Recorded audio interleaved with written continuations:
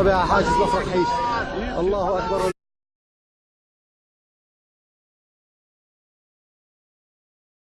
And this brings us to our fourth point. That fourth point is, it's not about how you live your life in this world.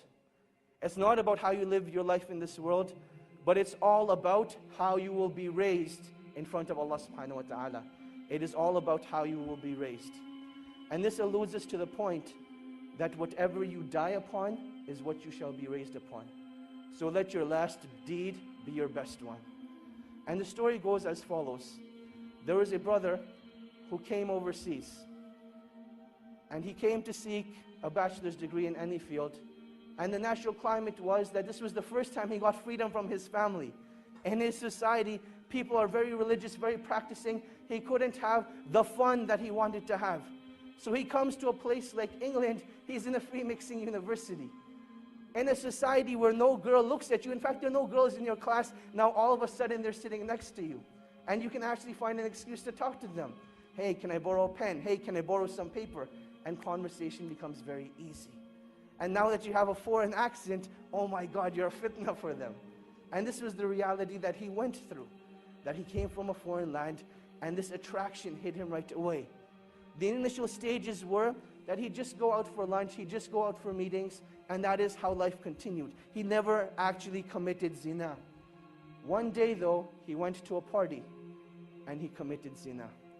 Out of, pure emotion, he committed zina. And when he was done, he just lay there thinking, I have just ruined myself. And he didn't know what to do. He didn't know where to go. He didn't have any close friends that could guide him. He knew that the only place that this guidance that he had known was back in his hometown. He booked a ticket back to Saudi Arabia, where he was from. And on his way, he had a stopover in the country of Qatar. While he's in Qatar, he goes to the musalla and he's just crying. And you'll see that this is one of the most awkward situations that you'll have. You can think about when you're with people and there's this awkward silence, and it's really weird. What do you do in that situation? What becomes even more awkward is when you see a grown man crying like a baby. He's crying like a baby. What do you do in that situation? One of the students of Shaykh ibn Baz, rahimahullah, he saw this man. And he goes up to this man and says, oh man, why are you crying? What's wrong? And he explains to him the situation, that I committed zina and I've destroyed myself. And the only way I can get rid of this pain is if I go back and have the hudud implemented on me. This is the only way I will be purified. The student calms the man down and he says, look, don't do anything rash. Let's go back to Riyadh together and we'll deal with the situation. They head back to Riyadh and the man is still crying throughout the whole journey. He feels really bad for what he has done. The student says, look, we've arrived in Riyadh, go spend the night at home, I will call you in the morning. Just make sure you don't do anything. Don't do anything, just wait till I call you. The next morning, the student calls Shaykh bin Baz, and he asks Shaykh bin Baz, rahimahullah, ya Shaykh, this is what happened. I met this man, he committed zina, and he feels that the only way he can be purified is if he has the hudud implemented on him. Shaykh bin Baz says, tell this man not to turn himself in, but rather, the sin has been hidden from the people, continue to hide it. Rather, seek forgiveness from Allah subhanahu wa ta'ala and turn yourself to the Quran. Let Allah subhanahu wa ta'ala be your guide. So this is what the Shaykh says to the student. The student calls this man up. Let's give him a name now. His name was Ahmad. He tells Ahmad, look, the Shaykh says, don't turn yourself in. Death is the easy way out. This pain and suffering will not be taken away from that act. And Allah subhanahu wa ta'ala does not want this from you. But rather Allah subhanahu wa ta'ala wants you to rectify your ways, turn back to Allah subhanahu wa ta'ala, and that is when that pain and suffering will be taken away. That is what Ahmad decides to do.